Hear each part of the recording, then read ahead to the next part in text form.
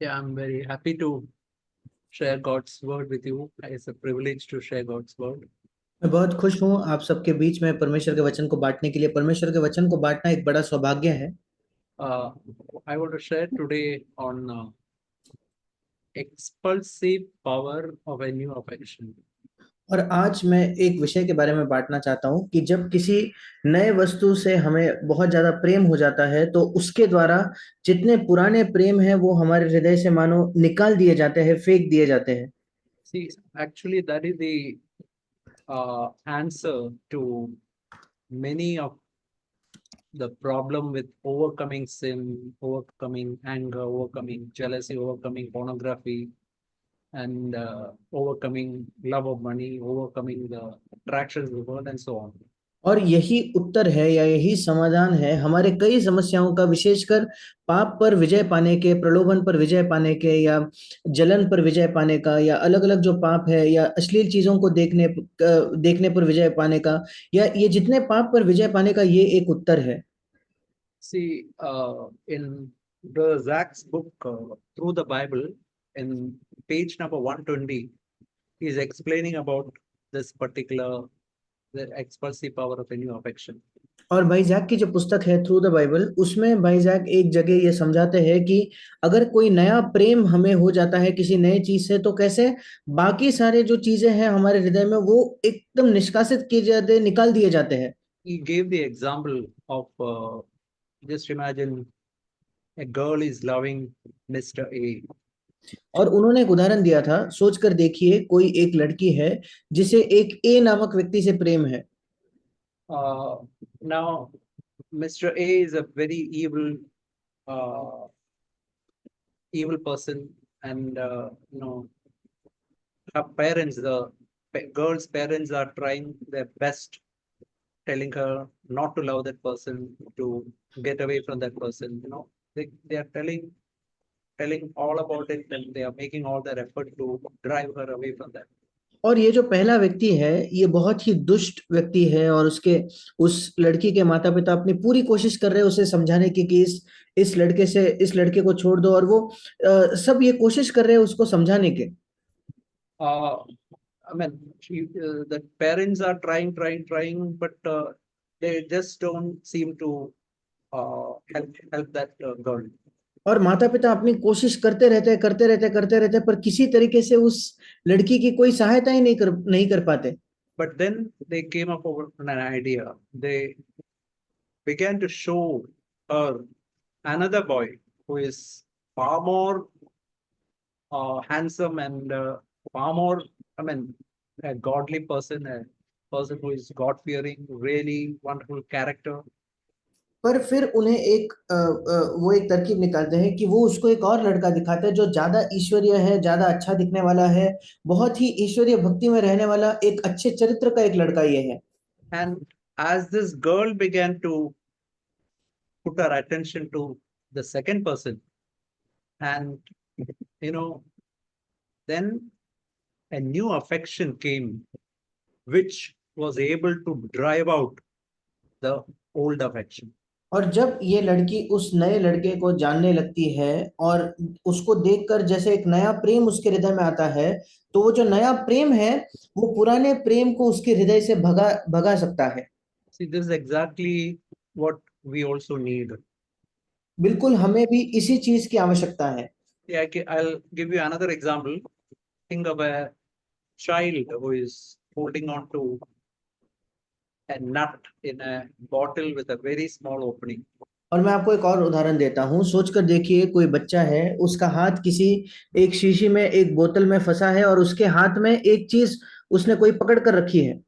And the parents can tell, leave it, leave it, leave it, leave it, but the child does not seem to uh, get hold of that idea. और उसके माता पिता उसको कहते हैं कि तू छोड़ दे, उसे छोड़ दे, तभी तेरा हाथ निकलेगा, पर वो बच्चा वो छोड़ना नहीं चाहता। Then they got into a better idea. They showed the child a chocolate or a cake. And suddenly, the child's hand came out.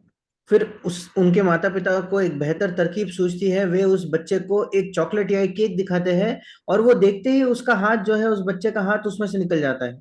See, this is the answer to many of our problems.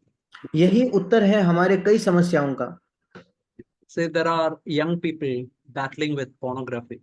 ऐसे जवान लोग हैं जिन्हें pornography या अश्लील चीजें देखने से वो युद्ध कर रहे हैं। It's possible that the church you can hear, don't do that, don't do that, don't do that. You will go to hell.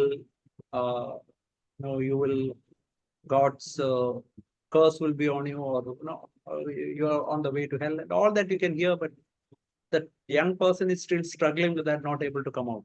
और संभव है कि कलीसिया में वो जवान व्यक्ति सुनता है कि ये मत करो, ये मत करो, ये मत करो, अगर तुम ये कर रहे हो तो तुम पर एक श्राप आएगा, तुम नरक के मार्ग पर हो। ये सब सुनने के बावजूद वो जवान व्यक्ति उससे लड़ ही रहा है, उससे बाहर नहीं आ पा रहा। The secret of coming out is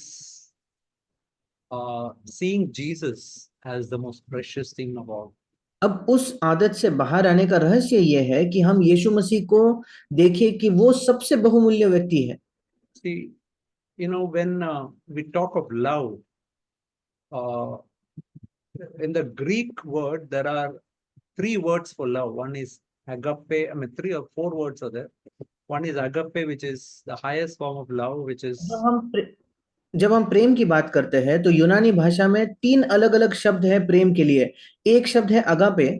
Agape is that unconditional love which no man can produce. God has to put that into our heart. और पहला प्रेम अगापे प्रेम है जो बिना शर्त के प्रेम है, जो कोई मनुष्य उसको उत्पन्न नहीं कर सकता, केवल परमेश्वर ही को हमारे हृदयों में उस प्रेम को डालना पड़ता है। For example, if a person wants to imagine a person has done terrible evil to you. सोच कर देखिए किसी व्यक्ति ने आपके खिलाफ बहुत ज्यादा दुष्टता की होगी तो all of us, we really find it extremely difficult to forgive that person. क्या आप जानते हो हम में से हर एक, हमारे लिए बहुत ज्यादा कठिन है उस व्यक्ति को, ऐसे व्यक्ति को क्षमा करना। To love that person is virtually impossible. ऐसे व्यक्ति से प्रेम करना मानो असंभव ही है। But when God can put his agape love, unconditional love, into our heart, that is able to overcome the unforgiving attitude, and we are able to love that person. पर जब परमेश्वर अपने अगापे प्रेम को हमारे हृदय में डालता है, जो बिना शर्त का प्रेम है, उसका ईश्वरीय प्रेम है, तब हम उस व्यक्ति को क्षमा कर पाते हैं। See, if you look into, say for example, certain concordances like Young's Concordance, now love is written, along with that the Greek word is also written. अगर आप एक कंकॉर्डेंस या शब्दानुक्रमणिका को देखें और उसमें जो प्रेम शब्द है उसके साथ जो यूनानी शब्द है वो भी लिखा जाता है।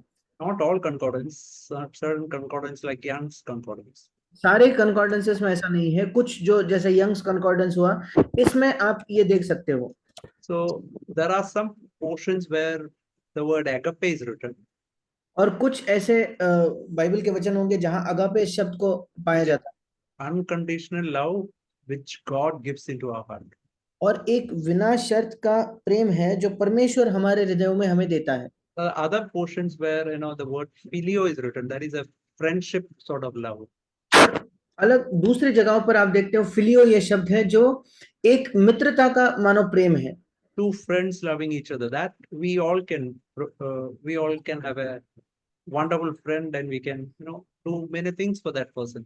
दो मित्र जो आपस में एक दूसरे से प्रेम कर सकते हैं, ऐसा प्रेम हम सबके साथ हो सकता है। अगर कोई व्यक्ति हमारा मित्र है तो हम ऐसे व्यक्ति से प्रेम कर सकते हैं, उसके लिए सब कुछ कर सकते हैं। That is something which we can produce. ये एक ऐसा प्रेम है जो हम अपने आप से भी उत्पन्न कर सकते हैं। There are other words like eros, which is actually that is an extremely selfish sort of love which a lover has got for another lover.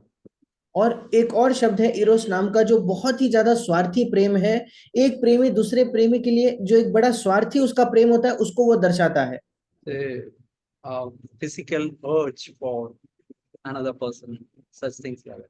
हम जैसे एक शारीरिक बड़ी लालसा है दूसरे व्यक्ति के लिए, उसके बारे में ये शब्द है। Then there is also another word for parent loving their children. That is another Greek word. एक और प्रेम के लिए शब्द है जो माता पिता अपने बच्चों से करते हैं, उस प्रेम को जो दर्शाता है। But what we have to remember is when Bible says God pours out his love into our heart by the Holy Spirit, that is Romans 5:5. पर महत्वपूर्ण बात यह है जब बाइबल हमें बताती है कि परमेश्वर पवित्र आत्मा के द्वारा अपने प्रेम को हमारे हृदय में उंडेलता है, जो That, रोमियो that is, 8 में लिखा है, that is agape love. वो उसका अगापे प्रेम है। When truly that love comes, all the other loves just goes out of our heart. जब वास्तविकता में वो प्रेम हमारे हृदय में आ जाता है तो बाकी सारे प्रेम हमारे हृदय से निकल जाते हैं। That's why baptism in the Holy Spirit, not just one-time experience, to have that every day in our life is so important. इसलिए पवित्र आत्मा का बपतिस्मा ये इतना महत्वपूर्ण है। ये नहीं कि हमें एक बार का कोई अनुभव हो, बल्कि प्रतिदिन का हमारा वो अनुभव हो, ये बहुत बहुत महत्वपूर्ण है। What we have to remember is we have got a flesh in which it is totally corrupt. It is only capable of producing evil upon evil. हमें ये याद रखना है कि हमारे पास एक ऐसा शरीर है जो पूर्ण तौर पर भ्रष्ट है, वो केवल बुराई और बुराई ही कर सकता है। See, that means when I'm not just like a branch, helplessly depend on Jesus, and that sap is flowing to me, which is a picture of the Holy Spirit flowing to me. जब मैं एक डाली के समान हूं जो असहाय होकर उस पेड़ पर निर्भर है, और मेरे अंदर उस डाली उस पेड़ से जो पोषण आता है, जैसे जो पवित्र आत्मा का एक चिन्ह है, That is when agape love flows into me. ऐसे परिस्थिति में वो अगापे प्रेम मुझ में बहकर आता है। That only can overcome other loves and other attractions and other sins and everything. केवल वही मेरे जीवन में बाकी प्रेम पर जय पा सकता है, बाकी पापों पर, बाकी आकर्षणों पर जय प्राप्त कर सकता है। If you tell a worldly person that you have to love an evil person or things like that, they just can't understand because it's humanly speaking impossible thing. अगर आप किसी संसार के व्यक्ति से कहो कि आपको प्रेम करना है उससे भी जिसने आपके प्रति बुराई की है, तो ये मानो असंभव चीज है मनुष्यों के तौर पर देखा जाए तो। That can be done only when God pours agape love into our heart. ये केवल तभी हो सकता है जब परमेश्वर अपने अगापे प्रेम को हमारे हृदय में उंडेलता है। You can see this word in 1 John chapter 2, हम पहला यूहन्ना उसके दूसरे अध्याय में इस वचन को देखते हैं, verse 15 onwards. 15 वचन से आगे। Do not love the world nor the things of the world. If anyone loves the world, love the Father is not in him. All that is in the world, lust of the flesh, lust of the eye, and pride of life, boastful pride of life is not from the Father, but from the world. World is passing away and its lust, but the one who does the will of God abides forever. 15 वचन, तुम न तो संसार से और न संसार में की वस्तुओं से प्रेम रखो। यदि कोई संसार से प्रेम रखता है तो उसमें पिता का प्रेम नहीं है, क्योंकि जो कुछ संसार में है, अर्थात शरीर की अभिलाषा और आंखों की अभिलाषा और जीविका का घमंड, वो पिता की ओर से नहीं परंतु संसार ही की ओर से है। Verse 17 also.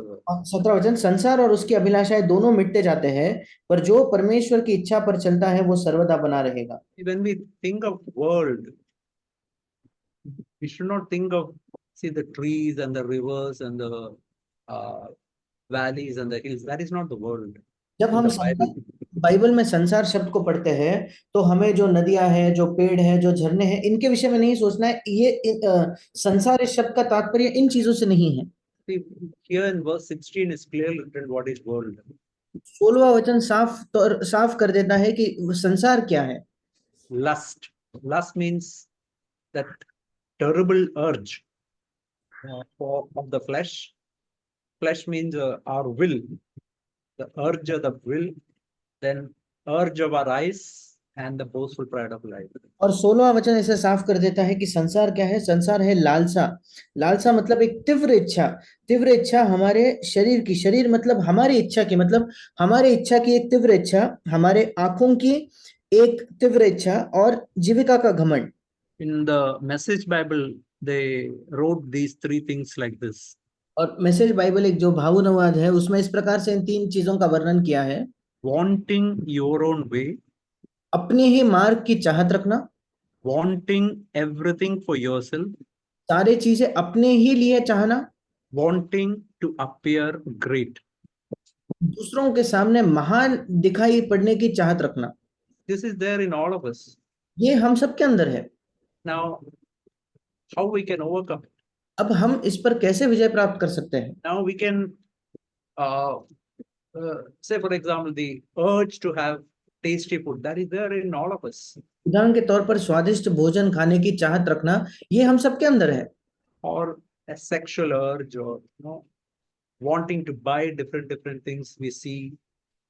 या यौन संबंध के प्रति जो इच्छा है, या हम जो अलग अलग चीजें देखते हैं उन्हें खरीदने की इच्छा होगी। Or that we want to be important in the eyes of other people. Others should consider and tell nice thing of us. We should appear important. All these are things of all these are what Bible calls a world. या दूसरों की आंखों में हम महत्वपूर्ण होना चाहते हैं कि दूसरे लोग हमें अच्छा समझे, अच्छी चीजें हमारे विषय में कहे, ये हम सबके अंदर है। और इन इच्छाओं को या इन सब चीजों को बाइबल संसार कहता है। Now, how we can overcome it? अब इस संसार पर हम कैसे विजय प्राप्त कर The सकते हैं? answer lies in verse 15. 15 वचन में इसका उत्तर है। Written, if anyone loves the world, then if you read a Greek word, it's like this: agape of the Father is not in him. और That is- 15 वचन Yeah. 15 वचन कहता है, यदि कोई संसार से प्रेम रखता है तो उसमें पिता का प्रेम नहीं है। यूनानी भाषा में लिखा है पिता का अगापे उसमें नहीं है। In other words, when love of the world comes in, that is the clearest indication God's love is absent. अर्थात जब संसार का प्रेम हमारे अंदर आ जाता है, ये बिल्कुल साफ साफ चिन्ह है इस बात का कि पिता का प्रेम हम में से गायब हो गया है।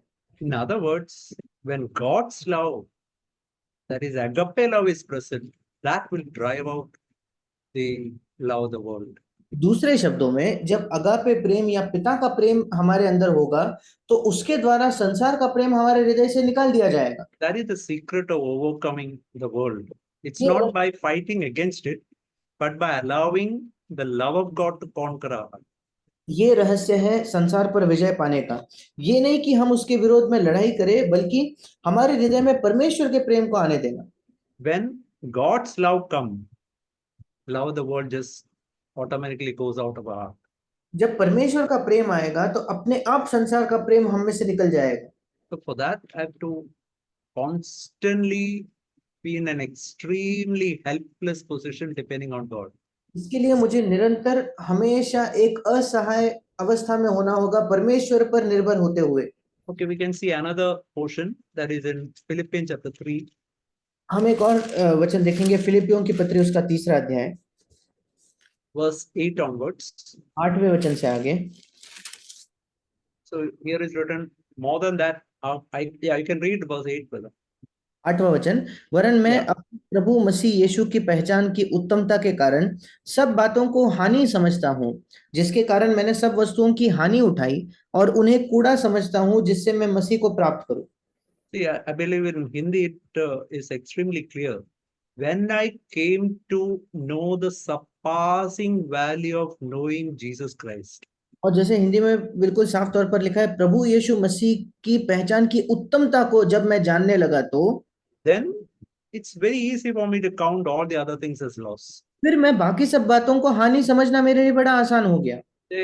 It can be on to the world, or addiction to mobile, or addiction to pornography, or unforgiving attitude, or jealousy, or anger, whatever it is.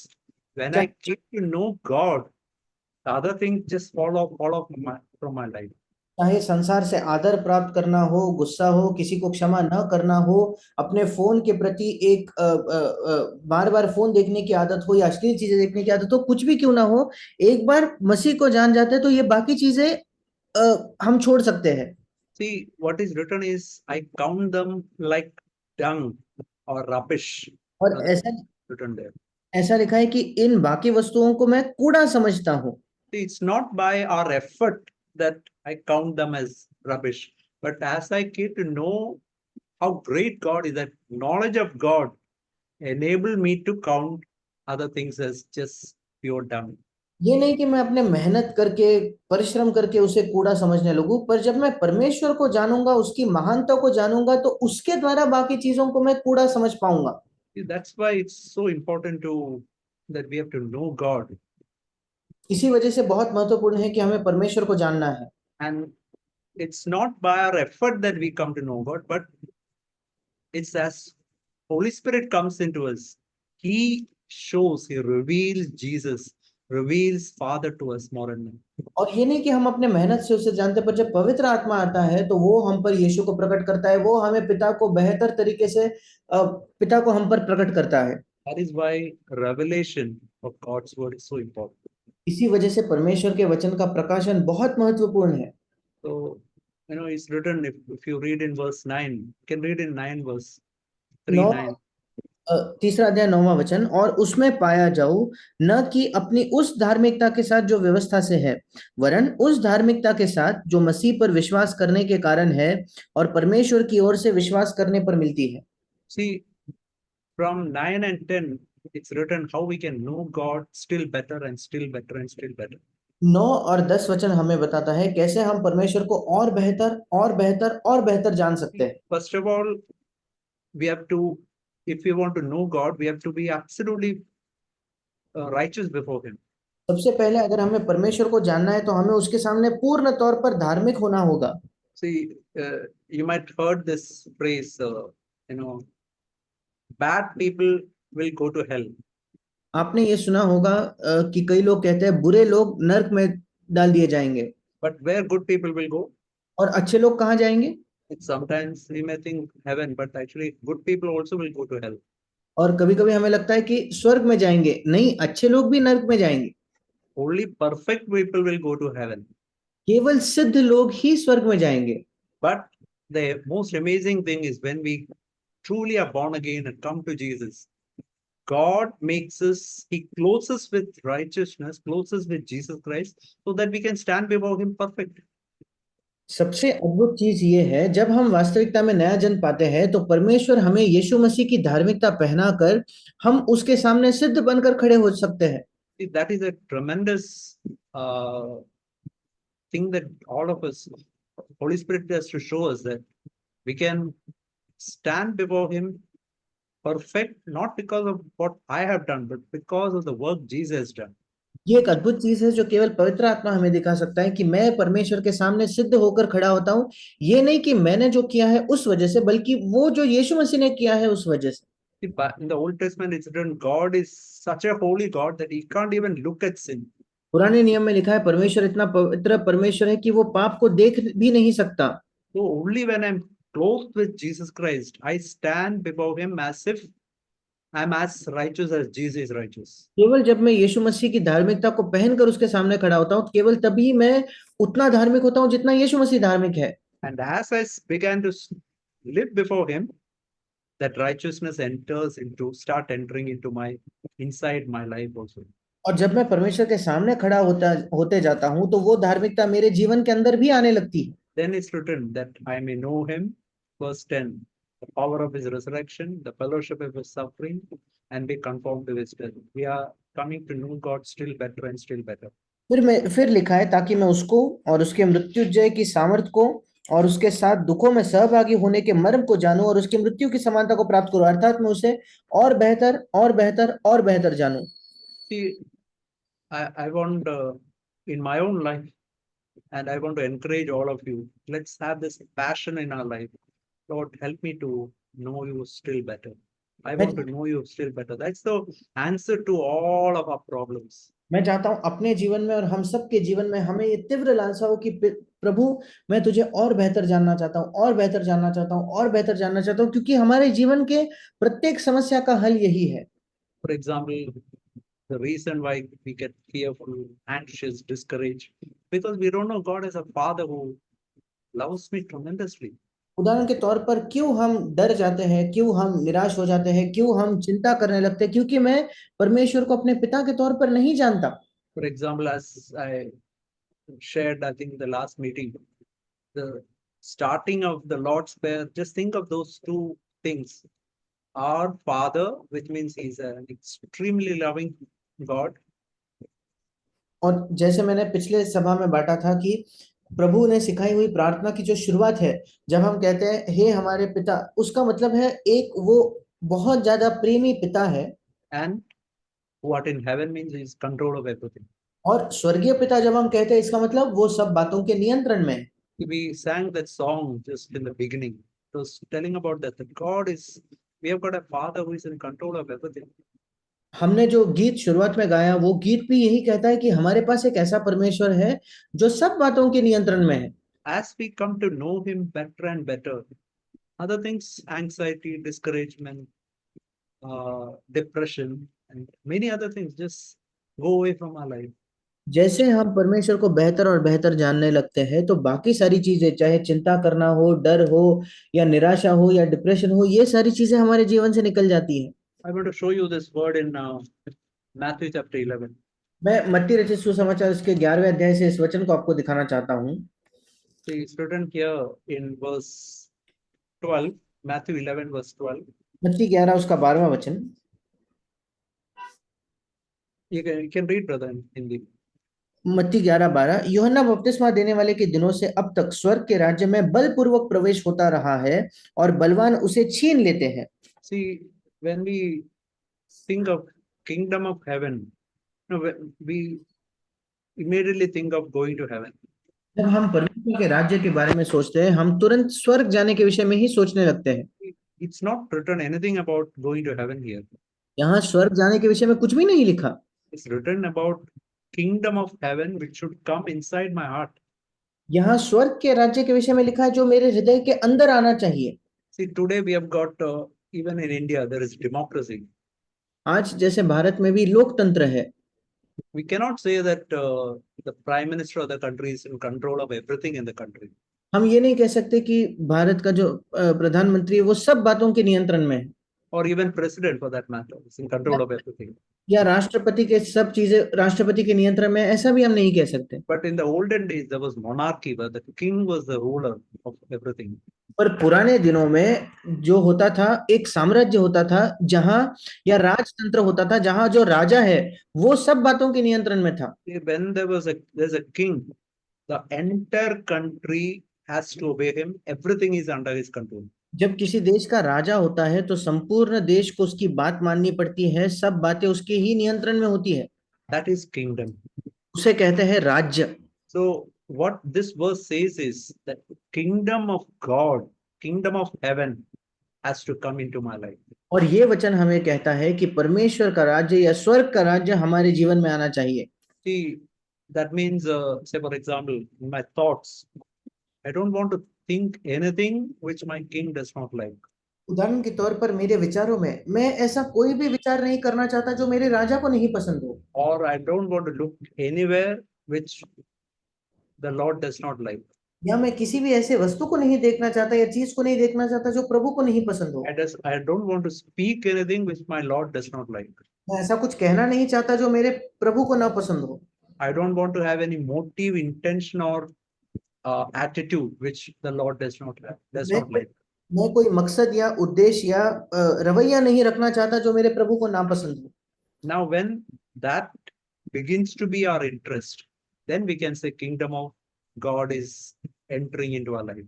जब ये हमारी दिलचस्पी बन जाती है तो हम कह सकते हैं कि परमेश्वर का राज्य हमारे जीवन में प्रवेश करने लगा है। But what this verse says is kingdom of heaven suffers violence, and only the violent men can seize it by force. पर यहाँ लिखा है, हिंदी में लिखा है कि स्वर्ग के राज्य में बलपूर्वक प्रवेश होता है और बलवान उसे छीन लेते हैं। इंग्लिश में लिखा है हिंसक ही उसमें प्रवेश करते हैं, उस पर हिंसा होती है। So what is the meaning of what type of violence is required? और किस प्रकार की हिंसा की आवश्यकता है? It's is actually a violence against pride and selfishness. घमंड और स्वार्थ के खिलाफ एक हिंसा है। It's not a violence which I have to do, but I have to cooperate with the Holy Spirit so that Holy Spirit does that work in my life. ये ऐसी हिंसा नहीं है जो मुझे खुद करनी है, मुझे पवित्र आत्मा का सहयोग देना है ताकि पवित्र आत्मा मेरे अंदर उस काम को पूरा कर सके। See, we say, for example, even in the Old Testament, it's everything was kingdom of earth. All the people in the world are living, we can say, in another kingdom. There are only two kingdoms. Kingdom of the world, where things of the world, interest of the world, and all the other things rule everywhere. उदाहरण के तौर पर पुराने नियम में जो पृथ्वी का राज्य था, सब लोग जो जीते थे उनको इस पृथ्वी पर ही दिलचस्पी थी, पृथ्वी पर ही ध्यान था, पृथ्वी के राज्य में वो जीते थे। And we know that all people, they want to get maximum money. They want you know whatever property or they want their people's appreciation and comfortable life. They are eagerly desiring after such things. और हम जानते हैं कि लोग जो है वो ज्यादा पैसा चाहते हैं, एक आरामदायक जीवन चाहते हैं, मनुष्यों का आदर चाहते हैं और ऐसे सब चीजों की वो लालसा रखते हैं। But we know as the New Testament starts in Matthew, both John the Baptist and Jesus started with the message, repent, for the kingdom of heaven is nigh. पर हम जानते हैं कि जब नया नियम शुरू हुआ तो मत्ती रचित सुसमाचार में दोनों यूहन्ना बपतिस्मा देने वाला और यीशु मसीह के प्रचार की शुरुआत इसी से हुई कि मन फिराओ क्योंकि स्वर्ग का राज्य निकट है। Now, nigh means it has not come at that time, but it has truly come only when Holy Spirit came on the day of Pentecost. That is when the kingdom of God has truly begun. स्वर्ग का राज्य निकट था, मतलब उस समय वो आया नहीं था। स्वर्ग के राज्य की वास्तविक शुरुआत तब हुई जब पवित्र आत्मा पेंटिकॉस्ट के दिन आया। Even in my life, only when I allow Holy Spirit to have total control in my life, then only kingdom of heaven starts in my life. मेरे जीवन में भी जब मैं पवित्र आत्मा को अनुमति देता हूँ कि वो पूर्ण नियंत्रण रखे, केवल तभी स्वर्ग का राज्य मेरे जीवन में उसकी शुरुआत होती है। So when the Holy Spirit comes, it is going to tell many things in my life which goes against my will and against my interest. जब पवित्र आत्मा मेरे जीवन में आएगा तो कई चीजें वो कहेगा जो मेरे इच्छा के खिलाफ होंगी, मेरी जो मुझे जो करना पसंद है उसके खिलाफ होगा। But at the same time, Holy Spirit is going to show me the glory of Jesus. पर उसी समय पवित्र आत्मा मुझे यीशु मसीह की महिमा को दिखाएगा। As we read in 2 Corinthians 3:17 and 18. जैसा हम The Spirit, where the Spirit of the Lord is, there is liberty. जैसे हम दूसरा कोरिन्थ 3:17 और 18 में पढ़ते हैं कि प्रभु तो आत्मा है और जहां परमेश्वर की आत्मा है वहां स्वतंत्रता है। Be with unveiled face, beholding as in a mirror the glory of the Lord. That means Holy Spirit will show. So he will remove the veil from us and he will show the glory of Jesus. Then I'll get transformed into that image, from glory to glory by the Holy Spirit. परंतु जब हम सबके उघाड़े चेहरे से प्रभु के प्रताप इस प्रकार प्रकट होता है जिस प्रकार दर्पण में, तो प्रभु के द्वारा जो आत्मा है हम उस तेजस्वी रूप में अंश अंश करके बदलते जाते हैं। मतलब जब पवित्र आत्मा उस पर्दे को हटा देता है तो हम महिमा से महिमा में बदलते जाते हैं। But we can see in verse 16 when after Jesus, verse 15 he says, he who has an ear to hear, let him hear all this. और 15 वचन में लिखा है कि जिसके सुनने के कान हो वो सुने। And then verse 16 he said, what shall I compare this generation? It is like children sitting in the marketplace who calls out to other children. You can read the verse 16, 17, 18 brother. और मत्ती 11, 16 से 18 वचन, मैं इस समय के लोगों की उपमा किससे दूं?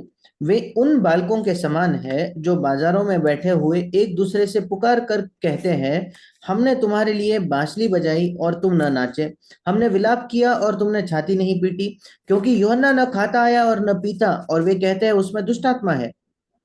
And verse 19. और 19 वचन, मनुष्य का पुत्र खाता पीता आया और वे कहते हैं, देखो पेटू और पियक्कड़ मनुष्य, महसूल लेने वालों और पापियों का मित्र, पर ज्ञान अपने कामों से सच्चा ठहराया गया है। What this verse says is, you can see that two people came sent by God. One is John the Baptist, the other is Jesus Christ, the very Son of God, second person in Trinity. और ये वचन कहता है कि परमेश्वर ने दो लोगों को भेजा, एक था बपतिस्मा देने वाला यूहन्ना और दूसरा यीशु मसीह खुद, परमेश्वर का पुत्र, त्रिएक परमेश्वर का दूसरा व्यक्ति। And it's like what is written here, they played a nice song, there is no response from people. They played a sad song, still there is no response. But that means whatever they spoke, there was absolutely no response from people to that message. और जैसे यहाँ लिखा है कि उन्होंने खुशी का गीत गाया तो भी लोगों ने प्रतिक्रिया नहीं दी, दुख का गीत गाया तो भी लोगों ने प्रतिक्रिया नहीं दी। मतलब चाहे संदेश किसी ने भी कैसा भी दिया हो, पर लोगों ने उस संदेश को प्रतिक्रिया ही नहीं दिया। But verse 18 and 19 says what they were interested in is giving marks. Okay, John the Baptist got 20 out of 100. Okay, Jesus' message, I think we can give 35 out of 100. They were giving marks to those people who are sent by God. और 19 और 20 वचन हमें क्या बताते हैं? वो लोगों ने प्रतिक्रिया तो नहीं दी, पर वो क्या कर रहे थे? जिस व्यक्ति को परमेश्वर ने भेजा है उसके संदेश को वो मानो गुण दे रहे थे। यूहन्ना बपतिस्मा का संदेश है 20 अंक है इसके 100 में से। यीशु मसीह का संदेश है शायद 35 अंक है 100 में से।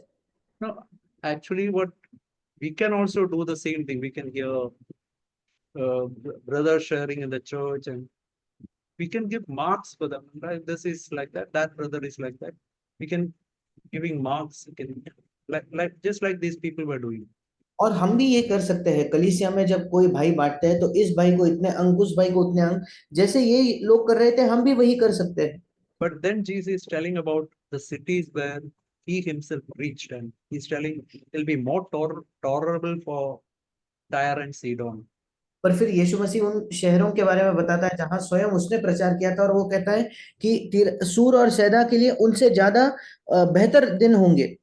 But then he begins to say, what is the reason why people don't respond to the message और by और उसके आगे यीशु कारण बताता है कि क्यों लोग उस संदेश के प्रति प्रतिक्रिया नहीं देते। we can say today is the time of Holy Spirit. Holy Spirit comes to our heart and is ministering to each one of us. हम कह सकते हैं आज का दिन ये पवित्र आत्मा का समय है। पवित्र आत्मा हमारे हृदयों में आता है और हम सबके प्रति वो बातचीत करता है या अपनी सेवकाई को करता है। And he's telling there what is the reason why that response, as brother Jesraj was initially telling, why there's no response to. But what God wants is that now we have to build a house on the good foundation. Like why that response is not there. The main reason for that he's telling. और यीशु मसीह बताता है कि क्यों उस संदेश के प्रति प्रतिक्रिया नहीं है, या जैसे शुरुआत में भाई ने बताया अपने घर को उस चट्टान पर बनाने, इस संदेश के प्रति एक कोई प्रतिक्रिया ही क्यों नहीं आती। He's telling verse 25, praise thee, O the Lord of heaven and earth, because you've hidden these things from wise and intelligent and revealed them to babes.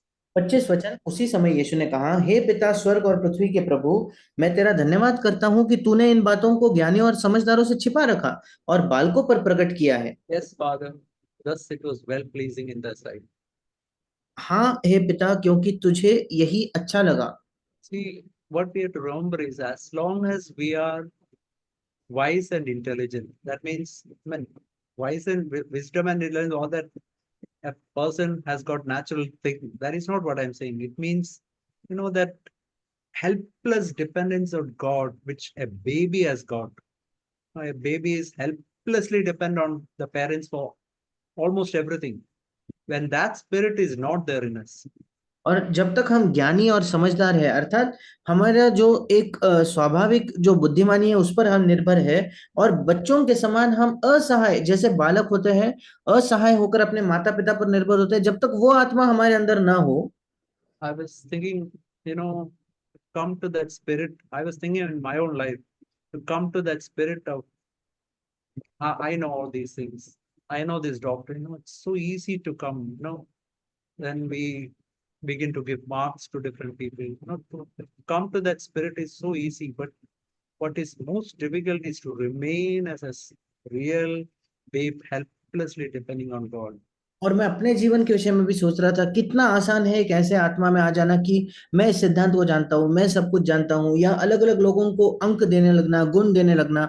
पर कितना मुश्किल है एक वैसे स्वभाव या वैसी आत्मा को पाना जहां हम असहाय होकर परमेश्वर पर निर्भर होते हैं।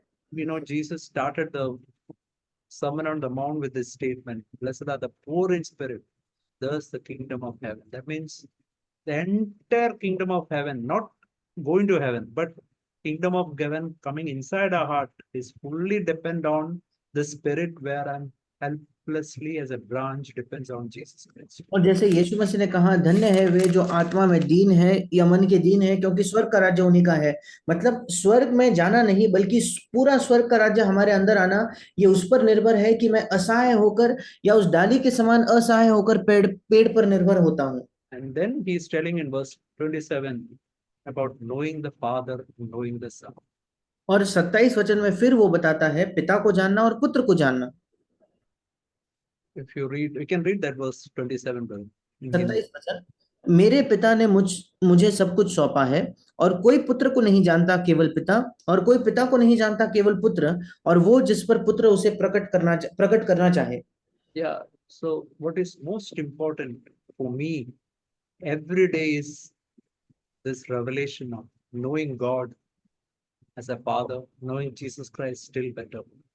और मेरे लिए सबसे महत्वपूर्ण चीज ये है प्रतिदिन जानना कि पिता को परमेश्वर को पिता के तौर पर जानना और यीशु मसीह को जानना। That is the only thing that can help me, as I said earlier, to have that expulsive power of a new affection where other things just go, that grip of other things just go away from my life. And I am passionate and taken up with Jesus Christ यही and चीज God the Father. यही चीज मेरी सहायता करेगी, जैसे शुरुआत में मैंने कहा, एक नए प्रेम को पाना जिसके द्वारा दूसरे प्रेम हमारे हृदय से निकाल दिए जाते हैं, जिससे मैं पिता को इतने बेहतर तौर पर जानता हूं कि बाकी चीजों का जो मेरे जीवन पर पकड़ है वो पकड़ कमजोर हो जाएगी। We see in verse 27, Jesus is calling now, everyone who is weary and heavy laden, come to me. I will give you rest. 27 वचन में हम देखते हैं यीशु बुलाता है कि जो कोई बोझ से थका हुआ है और परिश्रम करने वाला है, मेरे पास आओ, मैं उसे विश्राम दूंगा। What what God is calling is when we don't know how to live this life. We find it so difficult. Maybe we are burdened about different things or not able to overcome. When that difficulty comes, that that weariness and that this, then we can really go to God, and we have to go to God as a baby, helplessly depend on Him.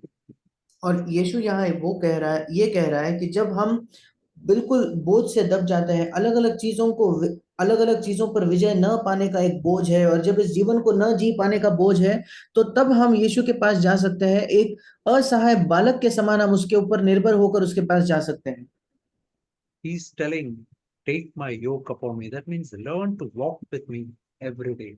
और यीशु कहता है मेरा जो अपने ऊपर उठा लो, इसका मतलब है प्रतिदिन मेरे साथ चलना सीखो। Learn to walk step by steps, and I will teach you what is humility. I will teach you what is gentleness. I will teach you the wonderful things of Christian life. प्रतिदिन एक एक कदम करके यीशु के साथ चलना, और यीशु कहता है मैं तुम्हें सिखाऊंगा कि नम्रता क्या है, मैं तुम्हें सिखाऊंगा कोमलता क्या है, मैं सिखाऊंगा मसीह जीवन की चीजें क्या है।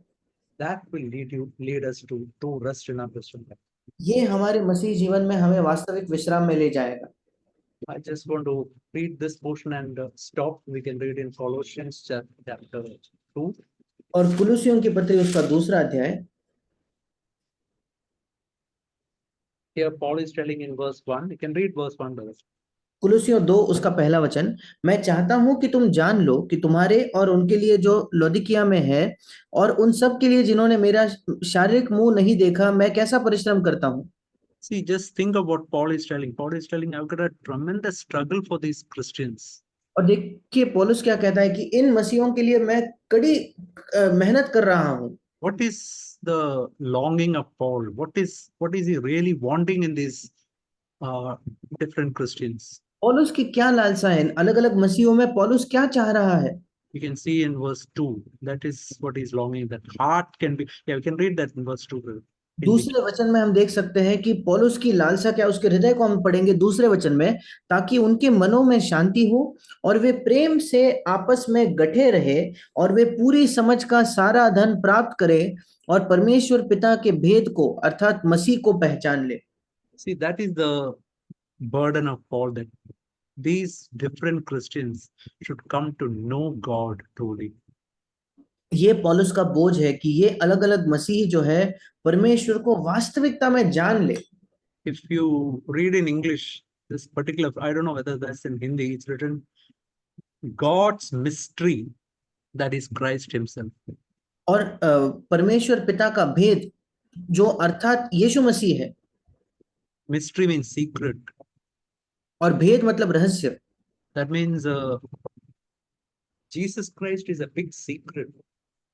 और इसका मतलब यीशु मसीह एक बड़ा रहस्य, गुप्त चीज।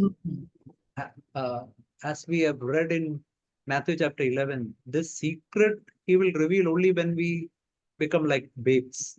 जैसे हमने मत्ती 11 में पढ़ा है, ये रहस्य वो केवल तभी प्रकट करेगा या केवल बालकों पर ही प्रकट करेगा। And then it's written verse 3, when we really come to know slowly this mystery of God, we'll begin to understand that all the treasures of wisdom and knowledge are all hidden in Him.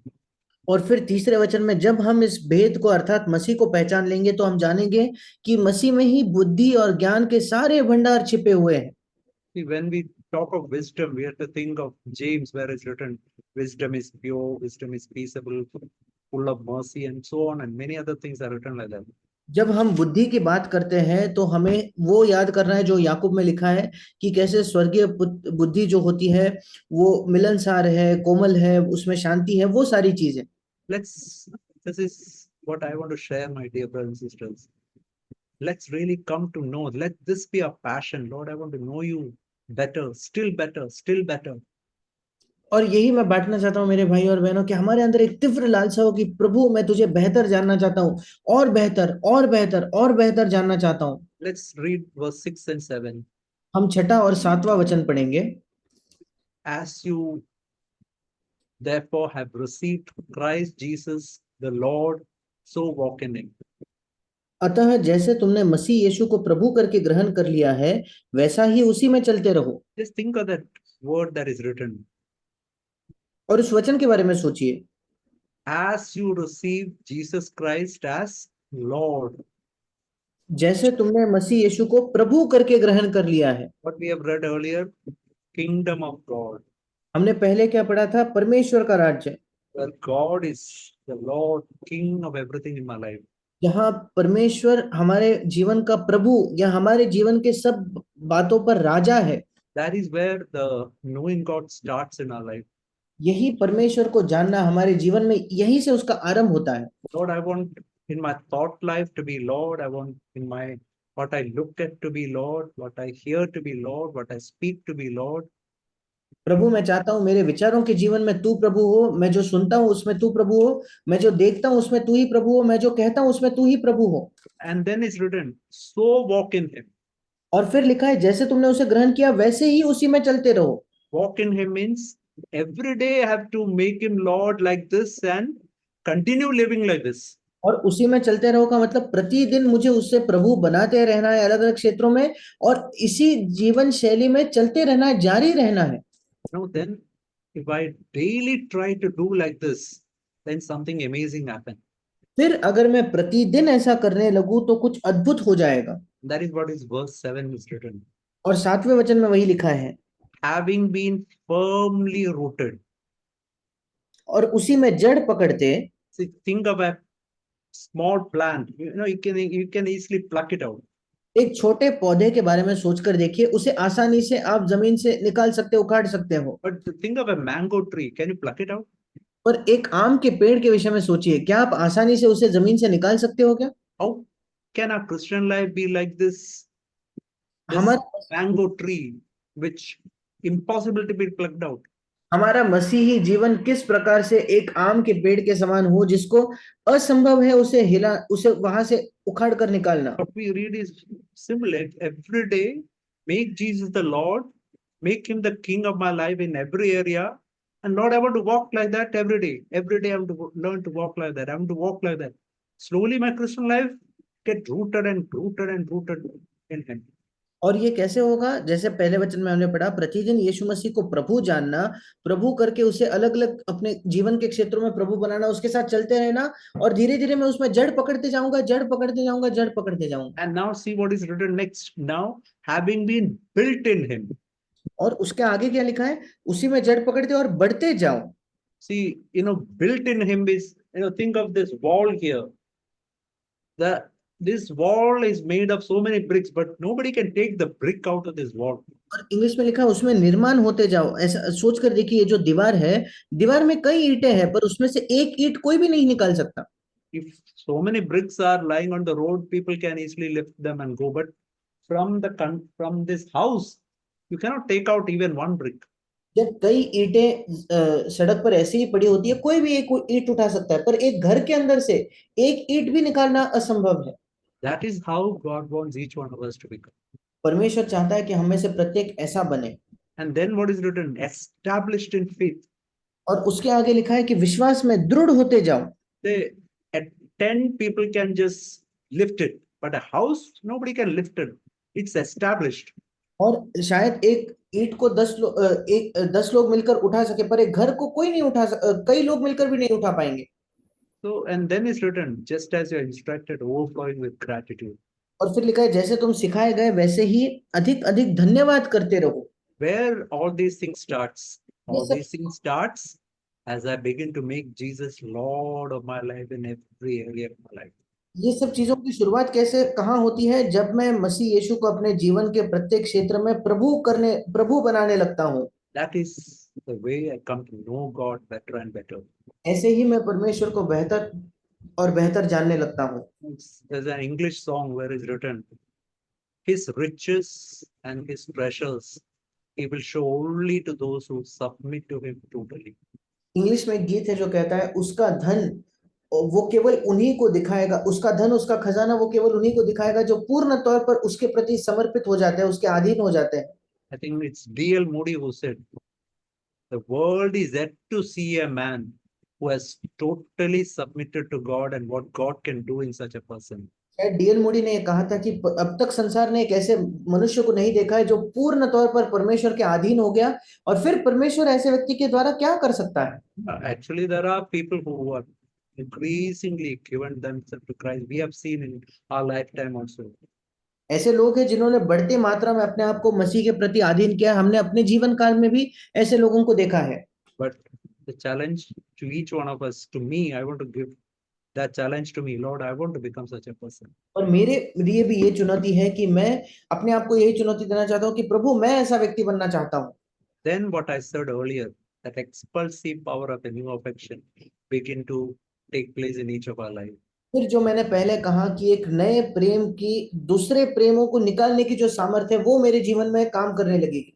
We can see that slowly, that unforgiving attitude, anger, jealousy, these things slowly follow from our life. हम देखेंगे कि क्षमा न करने का आत्मा या गुस्सा या जलन ये धीरे धीरे हमारे जीवन से निकलते जाएगा। It's not by fighting against them, but knowing God, pressing on to know God better, that really happens. ये नहीं कि इन चीजों के खिलाफ लड़कर हम विजय प्राप्त कर सकते हैं, पर प्रभु को जानना, परमेश्वर को जानने में आगे बढ़ते जाना, उसी से ये होगा। Yeah, may God help us. परमेश्वर हमारी सहायता करे।